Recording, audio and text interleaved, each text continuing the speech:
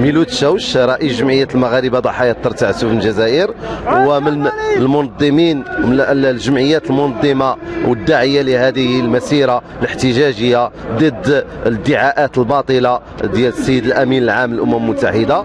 وهذه المسيرة ديال الشعب المغربي كامل، وتقام هذه المسيرة من أجل طلب من المجلس الأمن بالاعتذار الرسمي للتصريحات التي أدلى بها والتي تدل على الحقد التي يكنه السيد الأمين العام مع مبعوثه الرسمي كريستوفروس. وكذلك على أساس أنه من خلال هذه المسيرة نوجه نداء إلى العالم بفتح تحقيق على الأحداث وعلى المآسي التي تقع في مخيمات ومحتجزات تندوف، وكذلك فتح الباب أمام المحتجزين للعودة إلى وطنهم الأم المغرب.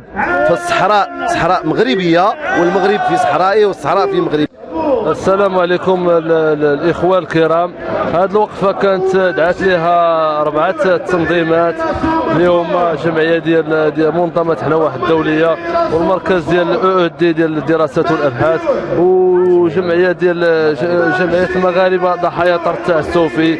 وكنا غادي نديروا هذه الوقفة أمام مقر ديال الأمم المتحدة، ولكن حسب النداء اللي توصلنا به في الإيميلات كان الحجم كبير، وكانت استجابة ديال المجتمع المدني في جل الاقاليم المملكه المغربيه. ارتأينا ان تكون الوقفه امام قبه البرلمان من ساحه باب شاله الى قبه البرلمان، وهذه رساله واضحه نريد ان نوجهها للمنتظم الدولي، رساله واضحه الى الذين يتآمرون على الوحده الترابيه ويريدون نزع الشرعيه على السياده المغربيه، رساله واضحه الى عابره الورقه الخضراء، الى عابره الامبرياليه، الى استعمار الجيل الرابع، ان المغرب في صحرائها والصحراء في مغربها. ونحن اليوم قادمون من الاقاليم الجنوبيه لنقول بصوت واحد ان الصحراء مغربيه وسوف تبقى مغربيه.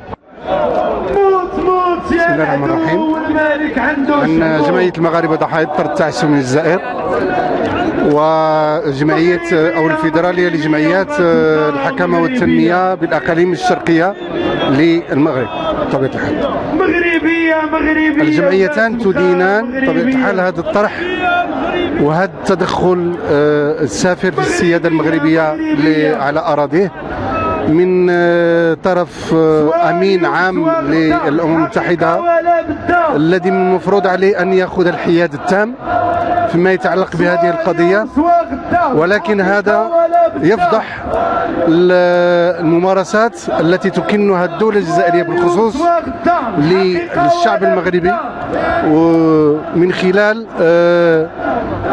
ما قامت به وكذلك ما تقوم به حاليا، سواء من تدخلات اللي هي غير قانونية وتدخلات سافرة في المنظومة الدولية التي ساندت وتساند الطرح المغربي المتعلق بالحكم الذاتي لأقاليم